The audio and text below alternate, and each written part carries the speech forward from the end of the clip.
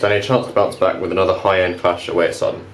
Yeah, it's a tough one because bounce back from a results perspective, yes. Performance-wise, as I said, I was really pleased with the boys on Tuesday. I thought their work ethic and their discipline was outstanding. It's just a shame that the way and the manner in which we lost the game. But yeah, like you said, it's another tough challenge for the lads, and one that we listen. It's that time of the year. You have to look forward to these games. We've taken the pressure off the lads and said, look, we just want you to go and enjoy the games, show what you're capable of doing, and express yourselves. You mentioned it there. You know, although we lost on Tuesday, there were plenty of positives to take from the game, particularly after we equalised. Yeah, we had chances. Look, I'm not going to stand here and say we deserve to win the game, because I think a draw would have probably actually been a fair result. They had a large proportion of the possession at times, and they created some very good chances. But once we got ourselves back into the game, we probably had the better chances to actually win it. I mean, Mitch made a couple of good saves, but I can think of 3 or 4 chances we had where you think we should be testing the keeper a bit more than we did. And with the young squad we have here, and you know, with the circumstances in which we did lose, it would definitely be a big learning step for them and a lesson in their progression, and you know, in the hope that it don't happen again. I think and that's where we have to take stock at times, because you've just alluded to it there with regards to the age of the squad.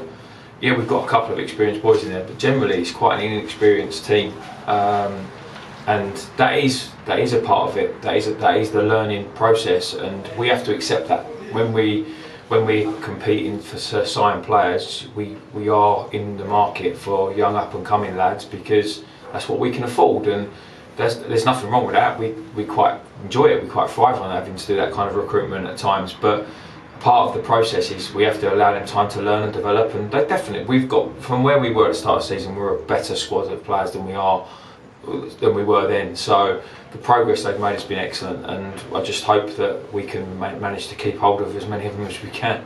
And for you now, for the rest of these, I think 6 games, do you see us just going out and trying to, you know, put in the best performance and the best and going attacking, or do we want to see out and try and get as many points as you can? I mean, look, we've got to do both. We want to be competitive. We owe it to the league to keep the integrity of the league. We want to go. We've got 6 games left. We want to win 6 games, but we also need to give players a chance that might be on the fringes and have a look at them, because for their own sake, they need to. It's hard to tell a player that you might not be taking him for next season when he can rightly turn around and say, well, I haven't really had a chance. So we want to try and give some opportunity without disrupting the squad too much, because we've got into a run where we actually got some continuity amongst the players. And of course, this weekend sees a social media boycott taking place. Obviously, I know you're quite passionate about mental health and social media and the abuse online, so I thought it'd be good to get a quick word from you about that. Yeah, look, we as a club, we will back it. As staff, we will back it, and the players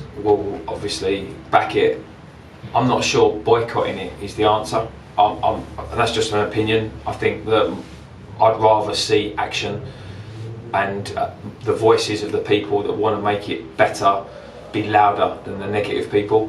And you kind of look at any kind of social media or anything that happens, any event in the world, good, bad or indifferent, the negativity always outweighs the positivity, and I don't think that's because they are the majority. I think it's because they're just the loudest.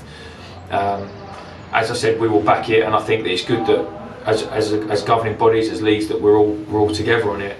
But I would also like to see something else happen the other way as well. Come on, then, we did our shot of positivity, which we're going to maintain doing once obviously the boycott's over. But let's make them very quiet by drowning them out and calling them out. And what would be nice, and as I said in my interview recently, would be for the social media outlets to take more responsibility, make it harder for people to have accounts. Not impossible, just harder. Make it so that you've got to prove who you are, and then at least if someone puts something on, there's a consequence to it. But look, as I said, it's coming up. We all stand together on it. It's not acceptable what happens in sport or any walk of life with regards to the abuse, and as a club we fully back that.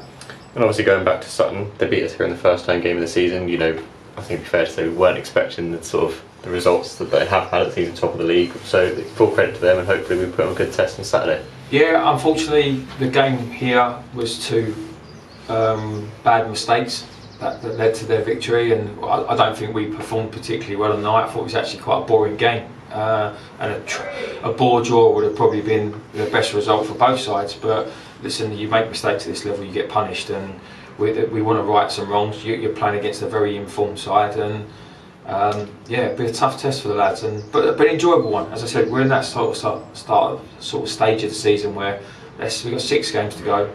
Let's go and enjoy ourselves.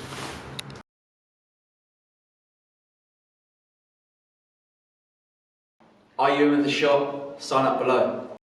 Click here for the next video, click here to subscribe.